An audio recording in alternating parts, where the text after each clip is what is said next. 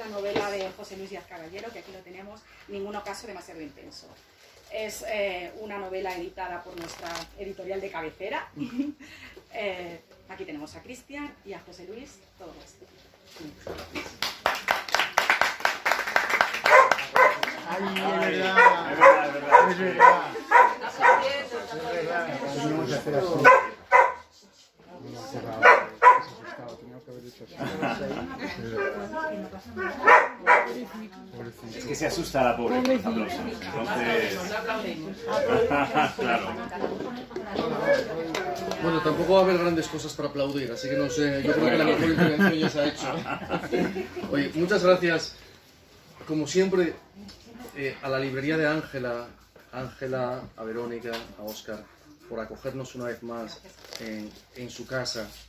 Siempre es la tercera vez que hacemos un acto aquí en esta mesa, pero vuelvo a repetir lo mismo, es decir, lo que nos unió hace 2 años, en julio del 22, yo pasaba por la calle, pasaba por aquí delante y vi que en este local que yo tenía en mi cabeza había otra cosa, estaban montando una librería. Claro, hay una atracción de imán, ¿no? Para un editor, si ve una librería entra. Pues entré, nos conocimos, yo creo que era el primero o el segundo día, no pude resistirme, me llevé ya algunos libros porque el fondo bibliográfico que tiene esta librería, yo creo que lo caracteriza la exquisitez, ¿no? Aquí no entra cualquier cosa, por lo que uno puede ver, ¿no? Entonces, bueno, a partir de ahí generamos una relación no solo de proveedor-cliente, que queda muy feo en el mundo literario decirlo así, sino ya casi de amigos y de intercambios literarios y unas veces yo soy el proveedor, otras veces soy el cliente, pero bueno, en fin, mil cosas, ¿no? Gracias, Ángela, gracias a la librería Ángela y enhorabuena por estos 2 años de recorrido, de andadura, que son los 2 de muchísimos más que van a venir. Gracias a todos ustedes por estar aquí esta mañana calurosa del mes de julio, que no les ha retenido en casa, sino que se han animado a venir y acompañarnos en la presentación de Ningún ocaso demasiado intenso de José Luis Díaz Caballero, que está aquí conmigo en la mesa. José Luis, el mayor agradecimiento de esta casa es para ti, por la confianza, sí, por la confianza depositada una vez más en Velasco Ediciones. José Luis Díaz Caballero es abogado de profesión, es novelista, que es lo que lo trae hoy aquí, nació en Madrid en 1979 y tiene varias obras publicadas, algunas de ellas premiadas. Esta es su cuarta novela, la que vamos a publicar. Además, muchos novelistas distinguen muy bien lo que es su actividad profesional y su actividad literaria. En la práctica, José Luis, por supuesto, ¿no? Pero aunque me consta que incluso en los juzgados, en los pasillos y demás, habla también y a las partes contrarias les anima a comprar su novela y estas cosas, ¿no? A los jueces, especialmente. Pero no, en varias entrevistas que le han hecho, ahora hablaremos un poco de ello, siempre tratas de ver una relación entre la literatura y la abogacía, ¿no? La actividad forense, la actividad ¿no? Con nosotros es su segunda novela. Hace 2 años publicó 100 cruces arrastradas, que también se presentó aquí, y ahora Ningún ocaso demasiado intenso. Y no solo hablar de la novela, solo decirle que nosotros en un principio no pensábamos publicar esta novela. Es una novela, y José Luis no lo oculta, porque va a hacerlo, que si algo la define es la autoficción. Y cuando nos lo dijo, y eso, José Luis y yo, además, bueno, creo que hemos generado también una amistad a lo largo, nos vemos varias veces al año, ¿no? Él vive en Madrid, nuestra editorial está en Oviedo, Velasco Ediciones está en Oviedo, pero nos vemos en Madrid varias veces al año. Y autoficción, bueno, me entregó el original impreso con la elegancia que lo caracteriza, pero yo ya me lo llevaba a casa pensando casi cómo iba a decir que no, porque la autoficción no es un género que en principio nos entusiasmaba, claro, y cometí el error de leerlo. Afortunado. Y ya me dijo, José Luis, venga, tu DNI sigue siendo el de siempre, te paso el contrato, ¿no? Y bueno, y luego ya en los siguientes viajes a Madrid formalizamos, se publicó en abril, ha tenido muchísimo éxito, está teniendo, en mayo se publicó, ¿no? En mayo. Tanto en la presentación de mayo en la Biblioteca Eugenio Trías, apoyados por la librería Odisea Espacio Cultural, como luego en la firma en la caseta de la Feria de Madrid también de Odisea, fue un éxito tras de otro. Espero que hoy se repita y que al público benaventano, que es un público difícil, es un público difícil. Es un público que lo vemos en la feria, lo vemos aquí, no es un público que lea cualquier cosa, ¿no? Así que La gente asiente. sí, no, claro, yo no quiero ofender a nadie ni molestar a nadie, pero son ustedes un público difícil. Un público benaventano no lee cualquier cosa. Así que tienes una línea complicada. Tengo una línea complicada. Gracias, José Luis, gracias a todos ustedes. Cuando quieras, te des la palabra. Pues muchísimas gracias, Cristian. Por favor, lo de autoficción. Ahora lo explicaré a él. Pero aprovecho tu pregunta para decir una cosa. No esperemos al turno de preguntas Sí, para que esto, intervengan. Por favor. Intervengan cuando quieran. Sí. Interrúmpanos cuando quieran porque entonces va a ser una presentación mucho más dinámica, ¿no? Pues una cosa, Cristian, en la ¿por que- qué no te gusta la autoficción para publicar? Bueno, porque las experiencias previas como lector no habían sido muy satisfactorias.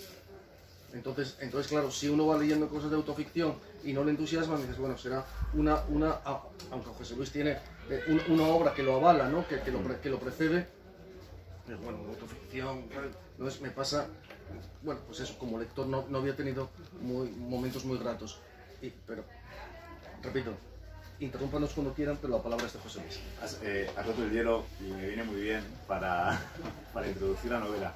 En primer lugar, me sumo a los agradecimientos de Cristian. Muchas gracias a la librería de Ángela por acogernos una vez más y por regalarnos una mañana de sábado calurosa, en plena ola de calor. Que no es Con la nada librería, fácil, que no se ve en el vídeo, con la librería abarrotada. con la librería abarrotada. Abarrotada de gente. Bueno, comenté, no lo vamos a hacer para no perder el enfoque, porque luego tenemos que ponernos el filtro de belleza, como he dicho antes. Pero es un gusto, es un placer, muchísimo. Estamos muy agradecidos y bueno, nos repetiríamos hasta la saciedad. Pero bueno, muchísimas gracias, muchas gracias a Cristian también por invitarme aquí a Benavente, por aceptar el ofrecimiento de Ninguno Caso Demasiado Intenso, es un editor fantástico. Yo sé que no le gustan los cumplidos, pero no son cumplidos, son afirmaciones basadas en hechos objetivos, ¿no? O sea, ahora voy a sacar mi vena jurídica. Por tanto, bueno, muchísimas gracias. Antes de contar de qué va la novela, que voy a ello, comentaba Cristian pues su reticencia sobre el género de autoficción. Yo comprendo esas reticencias. Ahora la autoficción como género, es decir, el hecho de utilizar los mecanismos de la ficción para contar una historia verdadera, que eso es la autoficción, bueno, es un camino, es una vía que hace que el autor corra riesgos. Y la pregunta que nos hacemos quienes tenemos una historia, como Ninguno Caso Demasiado Intenso, que está, bueno, por utilizar un poco el lenguaje cinematográfico, basada en hechos reales, es la de no saber realmente si tenemos una historia o no tenemos una historia, ¿no? Yo puedo contar un hecho que me sucedió, por ejemplo, un viaje, pero a lo mejor lo que estoy contando únicamente es un trayecto, es lo que vi, no el trasfondo, no una historia propia para ser novelada. La autoficción como género ahora mismo está muy en boga. Y hay un autor que se llama Rodolfo Jalfón que dice haga ficción o haga autoficción, siempre estoy haciendo autoficción. Porque lo que ven mis personajes, lo que yo describo es algo que he visto, es algo que pienso, es algo que he sentido, pero evidentemente trastocado por los mecanismos de la ficción. Entonces, bueno, Ninguno Caso Demasiado Intenso es la historia de un viaje que el protagonista, o ya a estas alturas de la película puedo decir yo, hice a Noruega a mediados del año 2016, después de haber vivido en plena vivencia de una ruptura sentimental. Bueno, pues con mi estado de ánimo, como todo el mundo puede imaginar si alguien ha vivido, no voy a decir por los suelos, pero casi.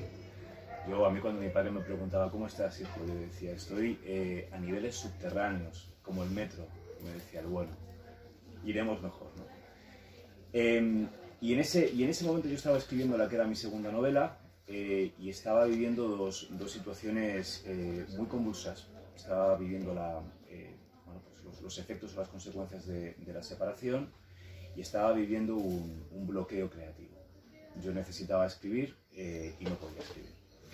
Y en un momento dado de ese año, cuando comenzó el mes de agosto, yo decido viajar a Noruega siguiendo los pasos de un escritor que en ese momento de creación literaria a mí me estaba influyendo mucho, que es el autor noruego Karl Ove Knausgård. No sé si lo habéis leído, pero es un autor célebre en el género de la autoficción, y ahí decido emprender un viaje en contra de todo, en contra de todos, pero convencido de que solo viajando a Noruega, sin saber lo que iba a encontrar, siendo Noruega un destino exótico, pero relativamente cercano, yo era conocedor en ese momento de que ahí iba a vivir una aventura, de que ahí iba a poder lamer mis heridas y de que al final de ese viaje iba a poder considerarme un superviviente.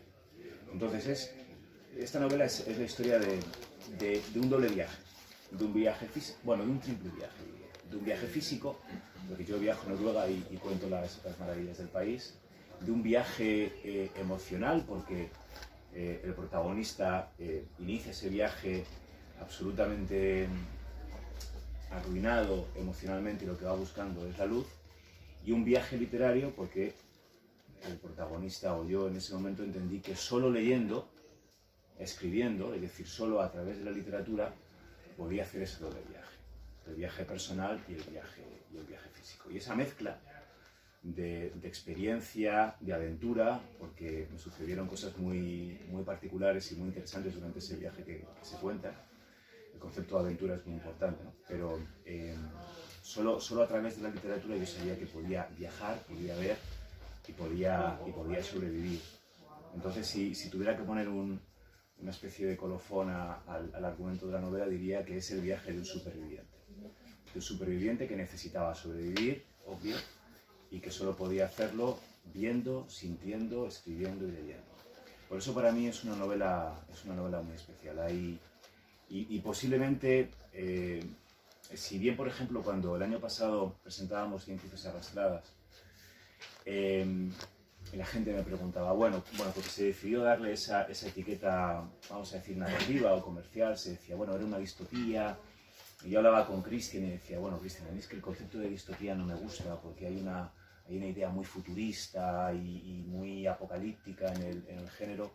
Prefiero decir que es una fábula, que es una reflexión, que es un poema en prosa, algo mucho menos comercial que decir distopía. Bueno, pues si bien discutimos él y yo sobre cómo etiquetar 100 cruces arrastradas, ahora cuando hablamos de autoficción, me siento muy orgulloso porque creo que solo recurriendo a la autoficción, y ahora si queréis hablamos un poco más de ella, he podido contar una historia tan personal, pero al mismo tiempo tan común.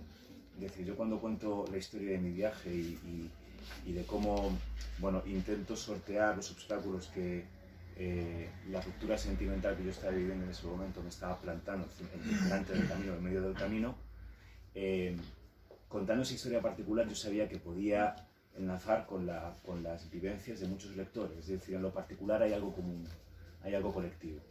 Y yo creo que el género de la autoficción, que parte de una honestidad y de una transparencia que la ficción en estado puro no tiene, solo así, o solo recurriendo a esos mecanismos, yo podía contar una historia tan particular, un viaje tan bonito, que me ha permitido escribir una novela como en ningún caso demasiado intenso, y como es obvio, sobrevivir porque estoy aquí, y lo estoy contando y lo estoy haciendo con una sonrisa porque es lo que me despierta ese viaje, lo que me despierta la memoria, y al mismo tiempo esta novela. Y es lo que os puedo decir, es la historia de ese viaje que... yo recuerdo mi padre me dijo al comienzo, él es un protagonista de la novela, ahora que no me está escuchando, de verdad.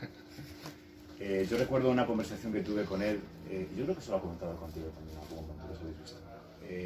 Mi padre, bueno, pues en ese momento a pesar de mi edad, muy sobreprotector, me decía, hijo, pero ¿tú crees realmente que tienes que viajar para un viaje además a Noruega, ¿no? Él veía a Noruega como algo muy lejano, no está tan lejos, claro. Yo cuento la historia que mi primer destino era el Congo. Y eso se lo dije a mi padre, papá, barajaba otro. Y yo le puse un eje, claro, me decía. Luego, claro, él se alivió, dice, bueno, no lo he gastado.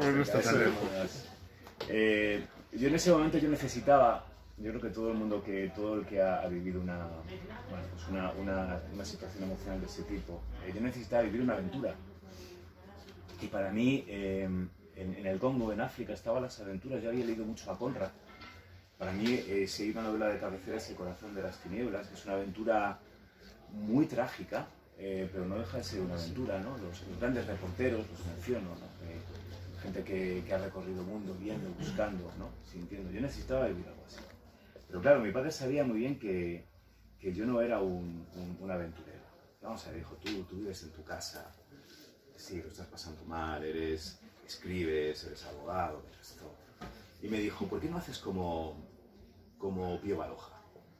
Y yo le decía, pero Pío Baroja, papá, era un tipo, un escritor que precisamente abordaba la aventura. Sus novelas son muy, no voy a decir radicales, pero tienen un pozo de aventura muy importante. Y él, que había leído a Pío Baroja, también había leído a Ortega y Gasset, decía, ya, pero es que Pío Baroja, toda la aventura que él vivía para escribir era recorrer las calles de Madrid. Y eso tú lo puedes hacer, es mucho menos arriesgado y más barato. ¿Por qué no buscas? Bueno, esa fue la conversación que tuve con mi padre cuando me despedí de él en el aeropuerto de Barajas, ¿no? Luego al regresar me dio un abrazo y años después, cuando leyó el manuscrito, fue uno de los primeros lectores. Él me dijo, hijo mío, aunque creas que no, yo me acuerdo de todo, me acuerdo de la conversación que tuvimos. La has alterado un poquito en la novela, pero bueno, la reconozco como propia y ahora ya por fin entiendo todo.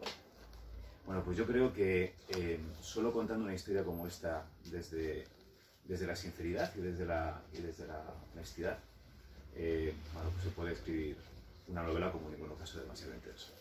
No sé si os he contado el argumento, si sabéis... Quedan mucho, no has incurrido, no lo has destripado. No lo he destripado, ¿no? Pero más o menos se entiende lo que... Es un argumento muy poliédrico y ese es el escenario, pero luego desde ahí surgen unos temas interesantísimos. Sí. Por ejemplo, a mí me parece, me llamó muchísimo la atención y me gustó mucho la parte efectivamente de la familia, ¿no? La parte en la que se describe o en la que se habla de un padre, Sí. y cómo ahí se confrontan dos generaciones, una generación de los últimos años 70 o una generación de los años 40. Cómo se confrontan dos generaciones y cómo se confrontan dos estilos de país. No solo es un viaje a Noruega, son varios viajes los que van a ver en la novela, como José Luis dice, ¿no? El viaje espacial, el viaje interior, pero también hay un viaje dentro del propio país, dentro de España, en el que se van a enfrentar varias generaciones, o dos generaciones y dos modelos de país totalmente distintos. Y a mí esa parte también por nuestros padres ser de aquella generación, en ambos casos, es una parte que me emocionó profundamente. A mí me gustaría hacerte una pregunta a raíz de las portadas del libro. Si hay algún hilo que pueda unir, o algún razón común que pueda unir una novela con otra. Algunos lectores me han dicho, bueno, si se fijan en la portada de 100 cruces arrastradas, no es una portada comprada en banco, perdón, en la de Ninguno caso demasiado intenso, y en esta de Ninguno caso demasiado intenso, no es una portada comprada esta en un banco de imágenes, no, ni mucho menos hecha por inteligencia artificial. Esta portada, esta fotografía corresponde la hizo Cristina Motrell, conocida como Wilkie en el mundo fotográfico, en las redes sociales, y estaba en Noruega ya esos días. Yo contacté con ella, le dije si tenía algunas fotografías, le dije lo que queríamos y me envió esta foto de las islas Lofoten o Lofoten, ¿no? Pero es una foto, no es ningún montaje, es una foto real y claro, algún lector me hizo ver, en concreto una lectora me hizo ver que si en ambos casos es un hombre en la soledad más absoluta, en el medio más hostil, ¿no? Sí. Es decir, la nieve o el mar, Sí. medios hostiles y medios afables, depende de cómo uno los...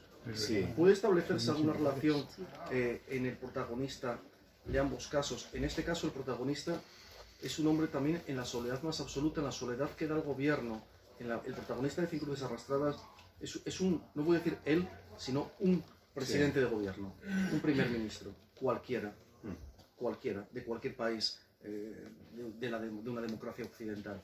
Y en este es un viajero, es un hombre dolido, un hombre abandonado, pero en ambos casos se enfrenta... ¿Qué hay? ¿Puede haber algo, José Luis? Sí, lo hay. A ver, son historias muy distintas, pero tienen un nexo en común, que es la soledad del protagonista. Claro, como decía Cristian, en 5 cruces arrastradas se cuenta la... Bueno, iba a decir la soledad más absoluta, porque está relacionada con el poder. Se cuenta la historia de un presidente que de repente se ve absolutamente solo dentro de su propio país. Solo no únicamente por quienes le acompañan en las tareas de gobierno, sino solo por todos sus ciudadanos. O sea, es un tipo que de repente se da cuenta, se siente observado, se siente investigado, se siente juzgado por todo el mundo para el que él gobierna. Claro, soledad como esa no hay en ningún otro sitio. No hay la portada, que es el mar, también porque el mar cobra una importancia grande en la historia, porque se habla de la inmigración que llega a un país X a través del mar, era el escenario perfecto, la metáfora perfecta. Cuando escribí Ninguno caso demasiado intenso, evidentemente la soledad es uno de los temas fundamentales, porque el protagonista intenta deshacerse de esa soledad. No hay soledad mayor cuando uno se siente abandonado después de una ruptura, cuando uno siente la sensación de abandono. Y cuando comprueba que el abandono no es solo sentimental, sino que hay un cierto abandono generacional. El protagonista reflexiona sobre, como decía Cristian, de qué manera el modo en que sus padres generacionalmente plantearon o ejercieron la paternidad, a él le ha llevado de alguna manera hacia... Hay que decirle todo. Adiós. Vaya un montón. Adiós. Sí, de qué manera le conduce a la soledad. Entonces, digamos que hay una lucha en ambos casos, en ambas novelas, hay una lucha del protagonista por no sentirse solo, por abrazarse a algo o a alguien. En este caso, en 5 cruces arrastradas, de alguna manera el protagonista intenta abrazarse, vamos a decir, a la multitud, y el protagonista de Ninguno caso demasiado intenso intenta abrazarse a la memoria y a la luz, diría. Es decir, en el hecho de pensar que hay una luz al final del túnel, al final del camino, que es la luz de la alegría, de la recuperación, del optimismo, ¿no? Algo que cuando se vive una ruptura pues parece imposible, parece implanteable. La lucha es con eso, pero claro, para poder ver luz o la luz al final del túnel hay que reflexionar mucho, y el protagonista tiene que ver y tiene que pensar y tiene que saber cuál es su papel como hijo.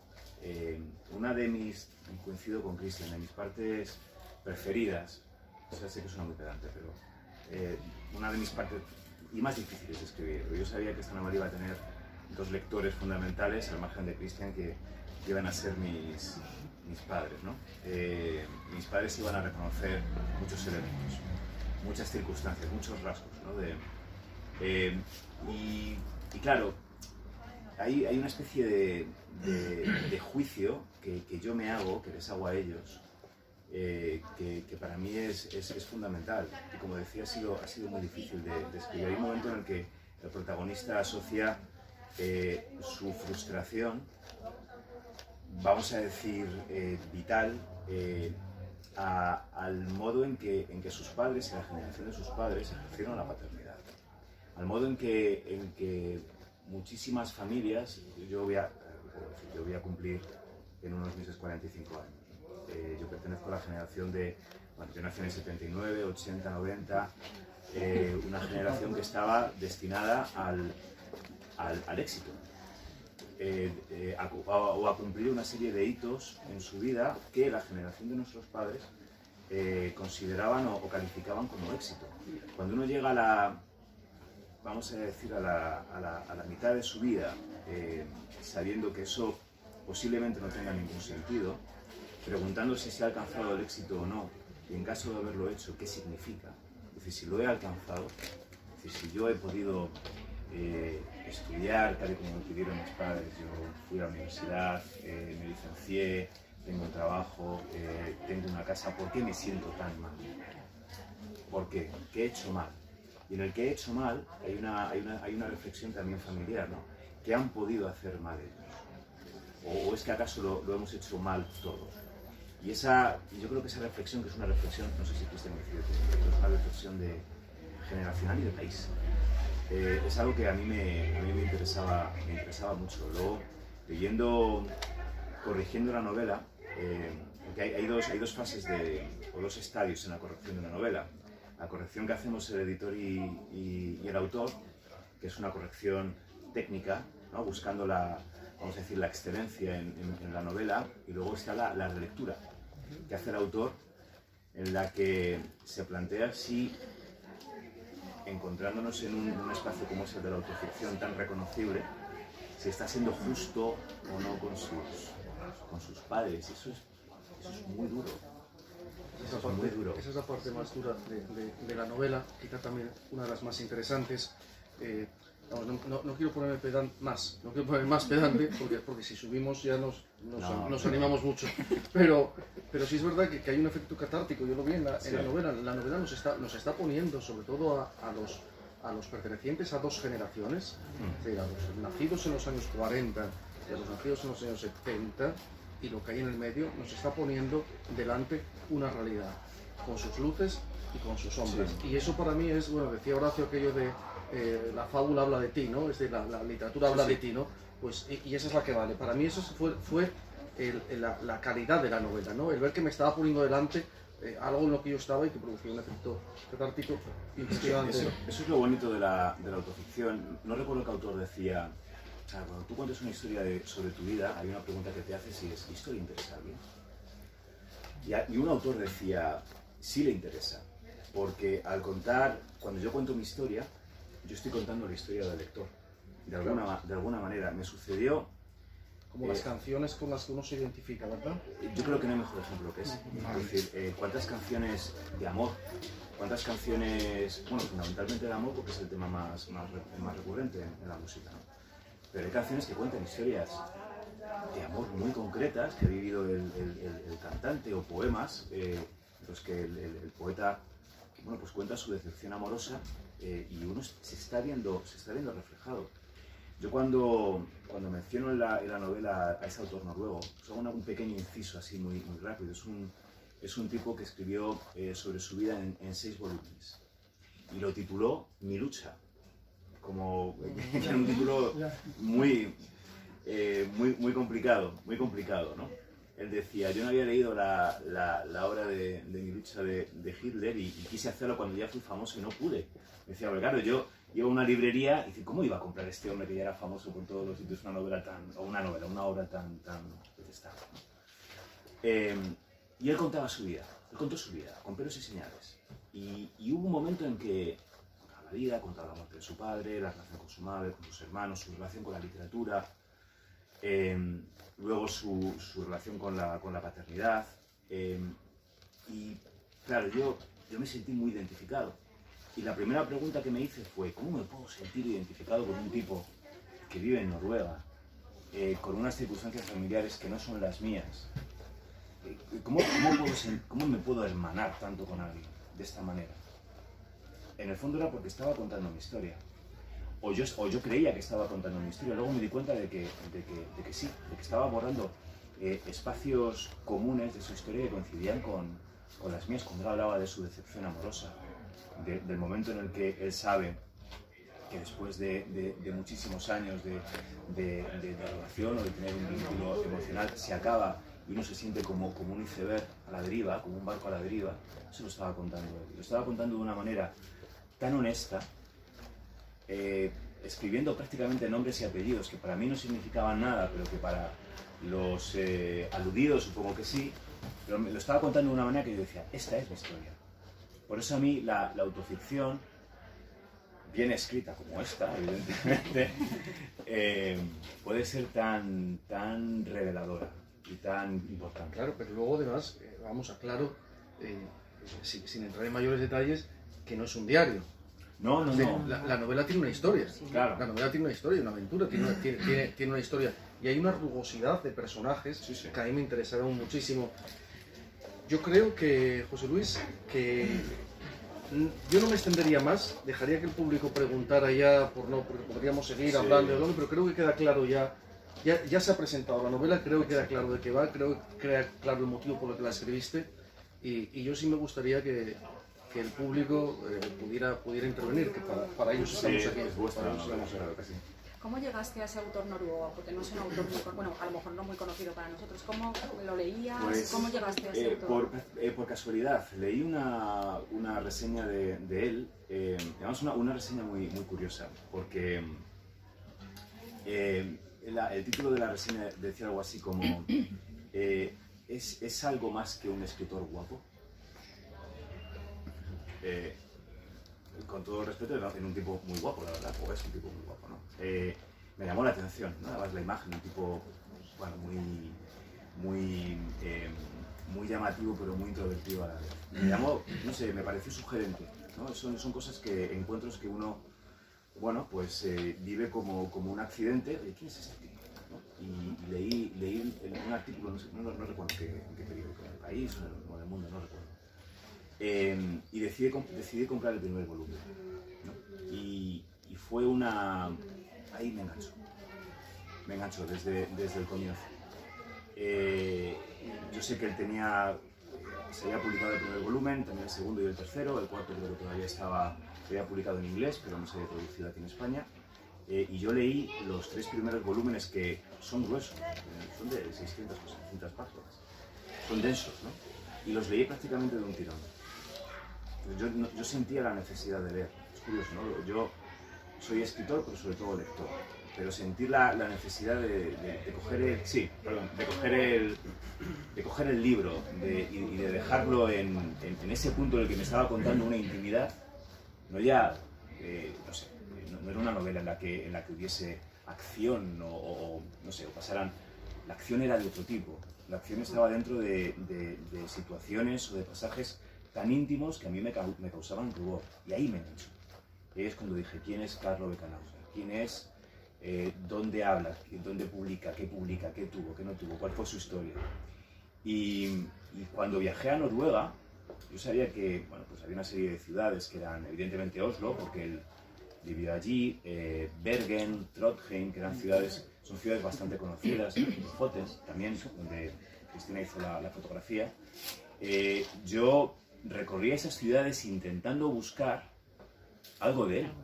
Es ridículo, es como algo muy parecido a lo que me pasó cuando estuve en Irlanda. En Irlanda hay, yo no sé si conocéis la serie, imagino que sí, la serie de Juego de Tronos. ¿Quién no la conoce? Bueno, pues en Irlanda hay tours que te llevan a los escenarios más importantes en Irlanda del Norte, en Belfast. Y aquí también en España, es verdad, porque por las localizaciones. Y yo visitaba las ciudades intentando buscar, claro, es imposible, porque no es ese tipo de novela, pero yo veía, o sentía, o recordaba, a lo mejor aquí, este era el bar en el que se encontró con tal personaje, o posiblemente aquí se sentó a divagar sobre algo, ¿no? Entonces fue una especie de enamoramiento literario y físico. Y ahora puedo decir que es uno de mis autores de cabecera, ¿no? El autor del que me ha pasado con otros. Y voy a decir uno, y además es de la casa, es Rodil. José Francisco Rodil Lombardía. Exacto. Que fue el primer novelista que tuvo Sí. esta editorial, la primera novela de la casa, se la publicamos a Rodil Lombardía. Pues es uno de los autores que, más allá de, si me dice Cristian, José Francisco Rodil publica novela, la leo. ¿De qué va? No lo sé, no me importa, ya la leeré. Es una marca en sí mismo. Claro, pues con Carlos me sucede algo parecido, ¿no? Hay novelas que, en fin, pues, por ejemplo, él regresó de la autoficción a la ficción, más pura. Ahí perdí un poco, pero seguía reconociéndolo, ¿no? Entonces fue un maravilloso accidente, por decirlo así, o una maravillosa casualidad. Sí. ¿Alguna otra pregunta? Por favor. Yo tengo dos breves preguntas. Una, en relación al lenguaje, ¿en qué medida el lenguaje jurídico ha influido en el lenguaje literario? Buena ¿En pregunta. qué medida ha sido algo positivo o algo negativo? Y la segunda pregunta es, creo que el editor ha hecho un adelanto. ¿Cuál es la diferencia de un diario y de una obra literaria que en el fondo habla de lo mismo, de uno mismo? Sí. ¿Qué es lo que hace que una novela no sea un diario y sea una obra, Vale. a su juicio? Sí. Comienzo por esto último, que es más... La diferencia es que en una novela que pertenece a la autoficción hay una historia. Hay una historia entendida como tal, es decir, hay un comienzo, hay un nudo, hay un desenlace, hay giros. Es decir, es una historia que tiene un principio y un fin. El diario no lo tiene, o no tiene por qué tenerlo, a menos que sea el diario de un autor circunscrito a una vivencia, diarios de guerra, diarios de, no sé, el diario de Ana Frank, por ejemplo, ¿no? Entonces son géneros distintos. Por ejemplo, un diario suele tener pasajes muy cortos, no tiene capítulos, son entradas donde se van contando historias cotidianas que a lo mejor, no necesariamente, pero a lo mejor, hilvanadas, nos ofrecen un contexto. La autoficción, o por ejemplo, en ninguno caso el lector va a encontrar una novela que comienza y termina, en la que hay giros, en la que hay acción dramática, en la que hay tensión, en la que hay reflexión. El diario es distinto. Yo soy un lector de diarios, a mí me gustan mucho los diarios, porque creo que los diarios el autor en un diario puede retorcer el lenguaje, ya lo intento hilvanar con la primera pregunta, sin ninguna necesidad de someterlo a la historia. Es decir, puede, no sé cómo decirlo, puede regodearse en el lenguaje y no dar ninguna explicación, siempre y cuando lo que esté contando sea legible. Eso en una novela no lo puedes hacer, no lo puedes hacer de una manera tan exagerada o tan radical. A mí me gusta mucho, lo reconozco, los diarios de algunos autores, de algunos escritores sobre todo, a mí me fascinan. Y en relación con la primera pregunta, pues es muy buena. Yo siempre digo algo, Cristian lo decía al principio, a mí me cuesta mucho diferenciar mi faceta como abogado y mi faceta como escritor. Porque reconozco que hay momentos, ahora que no tengo ningún cliente aquí en la sala, hay momentos en los que tengo un asunto delante o un cliente delante o estoy esperando los pasillos del juzgado y la historia que estoy escribiendo en ese momento viene a la cabeza. Y me olvido de la persona a la que estoy atendiendo, pero bueno, puedo volver, o sea, no es que me va del todo. Pero la creación pesa mucho, ¿no? Entonces yo siempre digo que soy abogado porque soy escritor y soy escritor porque soy abogado. El lenguaje es distinto, pero hay un nexo entre ambas. Es que, y esto también está mal que lo diga, muchas veces recurrimos a la ficción para defender algo.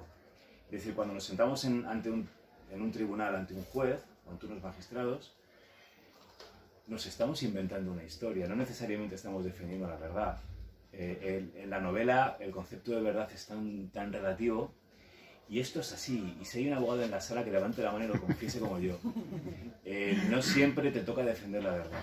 Es más. A los abogados muchas veces la verdad no nos interesa. Lo que hacemos suena muy feo, pero es cierto. ¿Qué nos interesa? Tener un relato, seducir al oyente, en este caso al juez o a los magistrados. ¿Cómo les seduces? Les seduces con el lenguaje. No puedes utilizar metáforas, o no siempre, pero tienes que intentar llevártelos a tu terreno para que finalmente te den la razón, para que te lean, para que lean una demanda, un escrito, unas alegaciones, de una manera con mucha más atención que al contrario. Y con una novela hacemos lo mismo. Yo puedo escribir de la manera más elaborada posible, que si no engancho con el lector, estoy escribiendo para mí. Entonces esa labor de seducción es exactamente la misma. ¿Con un lenguaje distinto? Sí. A mí me encantaría sentarme en un tribunal y empezar a poetizar. Pero claro, el juez me abriría la puerta y me echaría patadas y el cliente también. Pero también pruebas.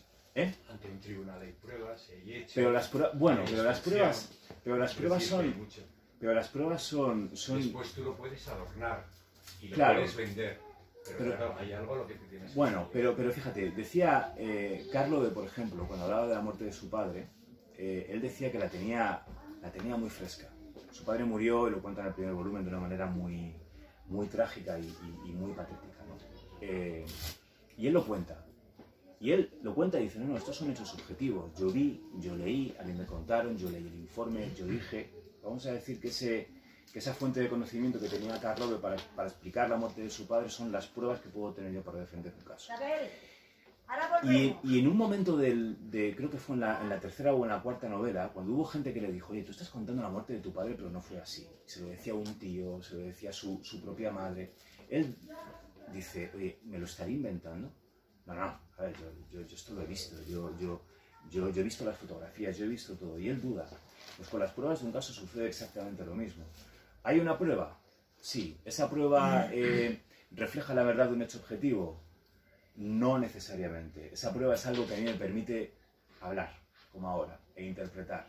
Y ahí surge otra vez la labor de seducción, ¿no? Si yo estoy hablando de este teléfono móvil, que lo tengo aquí delante y que, en fin, parece algo tan irreversible y tan claro, yo te puedo asegurar que tú lo vas a describir de una manera distinta como lo voy a describir yo.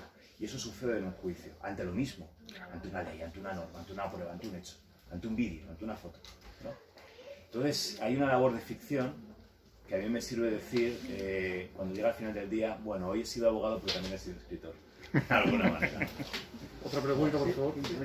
La otra es, ¿en qué medida su novela ha contribuido a sanar la herida, ¿no? Si se puede. Creo que algo adelantó al principio, ¿no? ¿Y en qué medida la literatura es sanadora y contribuye a... La literatura es sanadora. Yo lo afirmo. Vamos anoche, Fernando. Sí, la literatura, tanto para el lector como para el escritor, que también es lector, la literatura puede ser una revelación, te puede enseñar algo que durante años tú no has visto. Y lo puedes encontrar en literaturas muy diversas y aparentemente muy ajenas, ¿no? Esto de... es verdad, ¿no? Esto de, no, tú lees algo y de repente dices, ¿no? Ante una reflexión, ante un hecho, esto es verdad lo que dice este tipo, ¿no? Lo que dice este autor, esta autora, este poema, Entonces, para mí siempre lo ha sido, y en todo tipo de literaturas. Y en el caso de Ninguno Caso, lo fue. Para mí, escribir esta historia, para mí ha sido un alivio. Fijaos, yo escribí la segunda novela que escribí, que se titula Sudor y lluvia tras el fin del mundo, que es la novela la que yo cuento aquí en Ninguno Caso, que era la que yo estaba escribiendo. Intentaba contar algo parecido a lo que cuento en Ninguno Caso, pero a través de la ficción. Eran personajes completamente inventados. Ahí no aparecía yo. Yo escribí la novela pensando que iba a ser algo catárquico, pero la herida quedaba ahí. Entonces, cuando yo decido escribir Ninguno Caso, alguien a quien no voy a nombrar, me dijo, yo le expliqué, oye, ¿cómo cuento esta historia? Yo quería escribir sobre el hecho de viajar, ¿no? Y para mí el viaje a Noruega había sido uno de los más trascendentes, ¿no? Y ¿cómo cuento esa historia? Y esta persona dijo, cuéntala tal cual sucedió. Aunque suponga no poner nombres y apellidos, o al menos sí tu nombre y apellidos. Cuéntalo. A ver qué pasa, ¿no?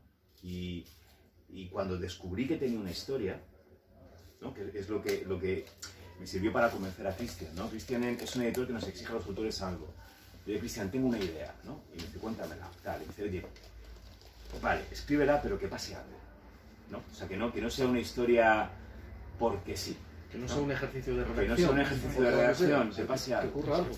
Entonces yo cuando concebí la novela dije, joder, es que, a ver, si yo voy de A a B, ¿no? Que es lo que sucede en toda novela, hay un punto de inicio y otro de llegada. Y yo tengo una historia, hay una historia, hay giros, hay de todo. ¿Seré capaz de contarla con esa transparencia? ¿Seré capaz de contar mi verdad? Y cuando terminé, es más, cuando ya se publicó la novela, para mí, bueno, diré algo, me vi capacitado para hablar con ciertas personas sin sentir dolor, ¿no? Y eso para mí, más allá de cuál sea el recorrido de la novela, que espero que sea largo y próspero, ya para mí es un logro.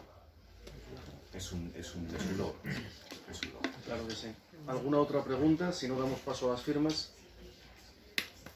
¿El título? En cuanto al título, ¿lo elegiste tú? ¿Qué Sí. significa el título realmente? ¿Te ayudó Bueno, Cristian a la elección? No, en este caso no. No, fue una... A mí me gusta mucho... por ejemplo, 100 cruces arrastradas, lo contábamos aquí, nace de un verso de un poema de César Vallejo. Aquí no, yo quería jugar con la palabra ocaso. Es muy poético. Es muy poético, Sí. claro, y a mí que me gusta la poesía y de vez en cuando, bueno, hago algún ejercicio poético así para mí, jugando con la palabra ocaso, salió el título y me pareció, está mal decirlo, pero me pareció, a ver, un título redondo porque reflejaba o recogía lo que yo quería decir, ¿no? Y además, la palabra ocaso sí tiene es peyorativa, claro. Más allá de los ocasos que podemos ver en un paisaje, pero hay un contexto emocional en la palabra que muy claro, ¿no? Y decir ningún ocaso, es decir, es una especie de doble negación para decir, oye, hay luz, ¿no?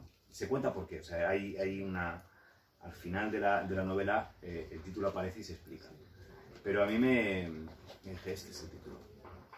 Y estoy muy contento. Hay veces que cuando titulamos una novela, pasan los años y dices, lo habría cambiado. Y aquí de momento no. De momento lo puedo seguir viendo. Muchas gracias. Ahí, gracias. Ahí se pone nerviosa. Pues si no hay más preguntas, damos paso a la firma. Quería agradecer también la presencia de la opinión de Zamora hoy en la sala, que ha venido a cubrir el acto, y Patricia Ordiz, muchísimas gracias, Patricia.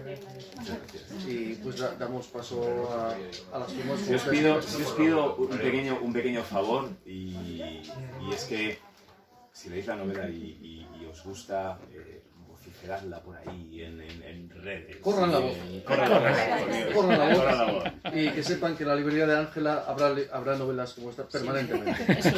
Venga a la librería de Ángela por esta novela. Gracias a todos. Gracias.